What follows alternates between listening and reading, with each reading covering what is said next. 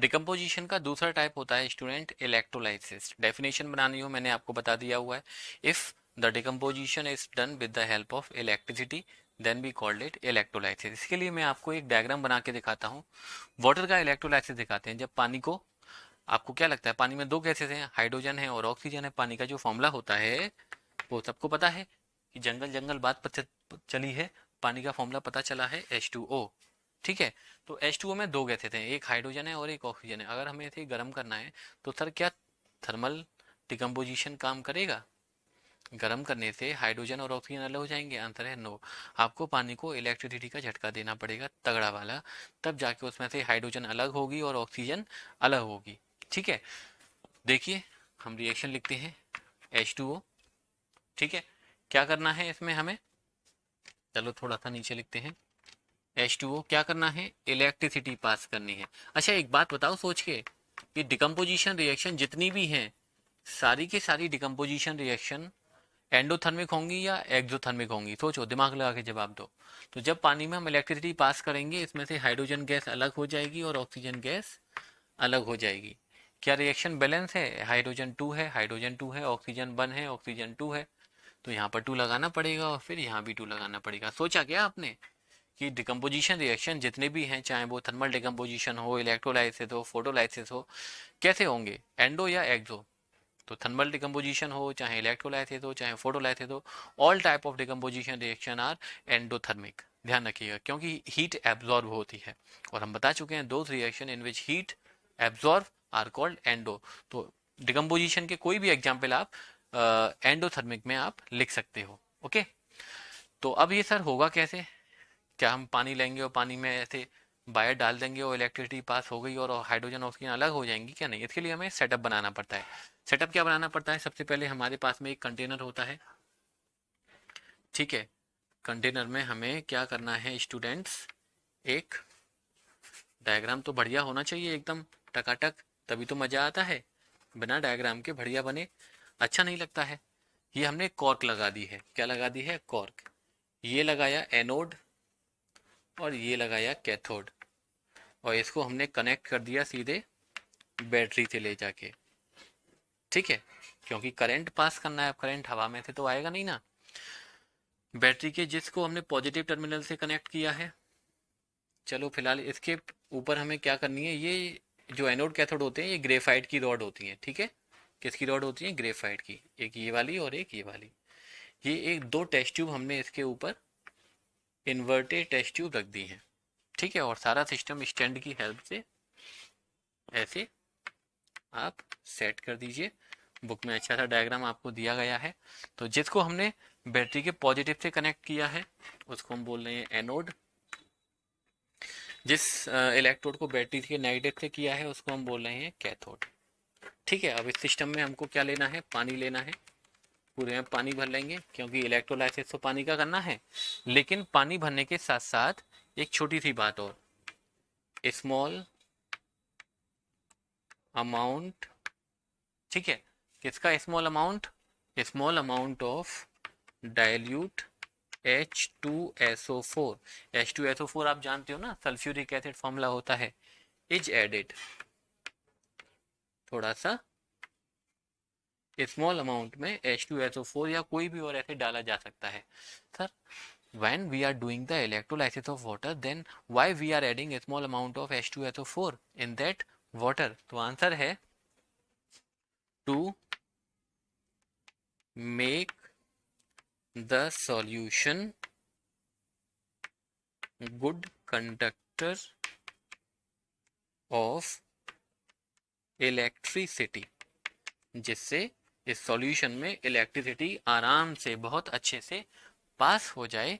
इसीलिए हम क्या करते हैं, थोड़ा सा डाइल्यूट H2SO4 डाल देते हैं। क्यों? क्योंकि जो प्योर वाटर होता है उसमें इलेक्ट्रिसिटी पास नहीं होती है।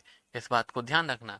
अगर पानी एकदम प्योर है, कोई उसमें इम्प्योरिटीज नहीं है, then it doesn't conduct electricity. That's why we are adding a small amount of dilute H2SO4 during the electrolysis of water to make the solution good conductor of electricity। कुछ question और भी पूछे जाते हैं। देखिए, ये पूछा जाता है कि जब हम वाटर का इलेक्ट्रोलाइसिस कर रहे हैं तो जो ऑक्सीजन गैस है वो कौन से इलेक्ट्रोड पर निकलेगी, एनोड पर निकलेगी या कैथोड पर निकलेगी। तो इसका जवाब कैसे देंगे। ऑक्सीजन का एटॉमिक नंबर आपको पता है 8 होता है, कॉन्फ़िगरेशन 2,6। ये क्या करता है, 2 इलेक्ट्रॉन गेन करता है अपना ऑक्टेट कंप्लीट करने के लिए, इसलिए ऑक्सीजन पे चार्ज कितना आएगा, माइनस। अब माइनस चार्ज है, अब किसी चीज के ऊपर माइनस चार्ज है तो प्लस की तरफ जाएगी या माइनस की तरफ जाएगी, आपको पता है अपोजिट चार्जेस तो एक दूसरे को अट्रैक्ट करते हैं, लाइक चार्जेस रिपेल करते हैं। तो जब ऊपर ऑक्सीजन पर माइनस चार्ज होता है तो प्लस की तरफ जाएगी, और प्लस का कौन सा है, एनोड। ठीक है, देख लीजिए बैटरी के पॉजिटिव टर्मिनल से हमने इसको कनेक्ट किया हुआ है। तो ऑक्सीजन गैस कहाँ निकलती है, एनोड पर। हाइड्रोजन गैस कहाँ निकलेगी, कैथोड पर। इस बात को आप लोग बहुत अच्छे से ध्यान रखना। जब इलेक्ट्रोलाइसिस कर रहे हैं तो एक प्रोडक्ट एनोड पर मिलेगा, दूसरा प्रोडक्ट कैथोड पर मिलेगा। कैसे पता करेंगे एनोड कैथोड पर क्या मिलेगा, उसके लिए आप ये देखिए किसके ऊपर नेगेटिव है और किसके ऊपर पॉजिटिव है। एक क्वेश्चन और पूछा जाता है कि during the electrolysis of water the volume of one gas is double the volume of other gas, then tell me which gas have double volume then other gas. तो आप देख सकते हो कि जब हमने वाटर को इलेक्ट्रोलाइसिस किया तो अगर ऑक्सीजन का एक मॉलिक्यूल है तो हाइड्रोजन के 2 मॉलिक्यूल हैं। तो ध्यान रखना, हाइड्रोजन गैस का जो वॉल्यूम होता है वो ऑक्सीजन गैस के वॉल्यूम का डबल है। इसका रीजन भी पूछा जाता है कि why the volume of hydrogen is double the volume of oxygen.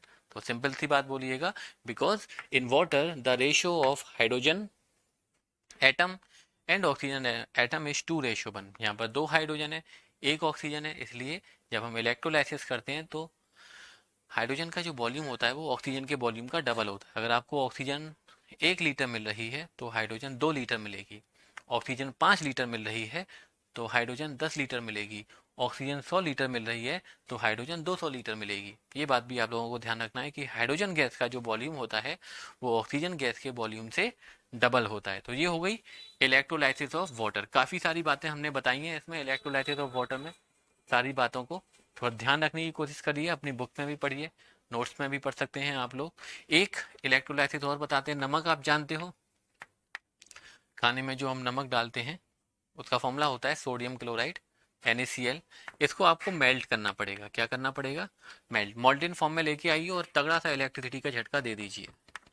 ठीक है, क्या कर दीजिए, एक इलेक्ट्रिसिटी का इसको झटका दे दीजिए। अरे एग्जाम में मत लिख देना कि सर NaCl लाना है और इलेक्ट्रिसिटी का झटका दे देना है। सर एग्जाम में नहीं लिखना है, आप लोग हम बता रहे हैं, समझाने के लिए बता रहे हैं। एग्जाम में कैसे लिखोगे, when we pass electricity in the molten NaCl, ऐसे लिखना है, when we pass electricity in molten NaCl। तो सोडियम अलग हो जाएगा और क्लोरीन अलग हो जाएगा, सोडियम अलग और क्लोरीन गैस अलग। क्या रिएक्शन बैलेंस है, नो, रिएक्शन बैलेंस अब हो गई। अब आप फिर से सोच के बताइए कि सर कौन सी चीज, 2 चीजें हैं, सोडियम है और क्लोरीन है, तो सोडियम एनोड पर होगा या क्लोरीन एनोड पर होगा, चेक करें। तो सोडियम के बारे में चेक कर लेते हैं। सोडियम का नंबर होता है 11, कॉन्फ़िगरेशन 2,8,1। एक इलेक्ट्रॉन डोनेट करेगा तो सोडियम पर प्लस चार्ज आएगा। अब जिसके ऊपर प्लस चार्ज आया वो नेगेटिव की तरफ जाएगा। नेगेटिव कौन होता है, कैथोड होता है। तो सोडियम निकलेगा कैथोड पर और क्लोरीन निकलेगा एनोड पर। और देख लीजिए, है ना, इलेक्ट्रोलाइसिस में एक एग्जाम्पल और बता देते हैं हम आपको। हर एक में 3-3 एग्जाम्पल बता रहे हैं। थर्मल डिकम्पोजिशन में 3 एग्जाम्पल बताए, एक तो लाइमस्टोन वाला, ग्रीन कलर का फेरस सल्फेट और colourless salt lead nitrate. Electrolysis में पानी का बताया, सोडियम क्लोराइड का बना दिया। एक और बना देते हैं Al2O3। ठीक है, एल्यूमिनियम ऑक्साइड। लेकिन ये बात ध्यान रखें, ये लाने आपको मोल्टेन फॉर्म में ही है। ओके, सॉलिड फॉर्म में इनमें इलेक्ट्रिसिटी पास नहीं होती, और इलेक्ट्रिसिटी का एक तगड़ा वाला झटका दीजिए इसको, देन एल्यूमिनियम अलग कर दीजिए और ऑक्सीजन गैस अलग कर दीजिए। क्या रिएक्शन बैलेंस है, नो। यहाँ पर 2 ऑक्सीजन है, यहाँ पर 3 ऑक्सीजन है। हमने आपको बताया हुआ है 2-3 हो तो यहाँ पर 2 लगाइए, यहाँ पर 3 लगाइए। यहाँ पर एल्यूमिनियम 4 हो गए तो यहाँ भी आप 4 लगा दीजिए।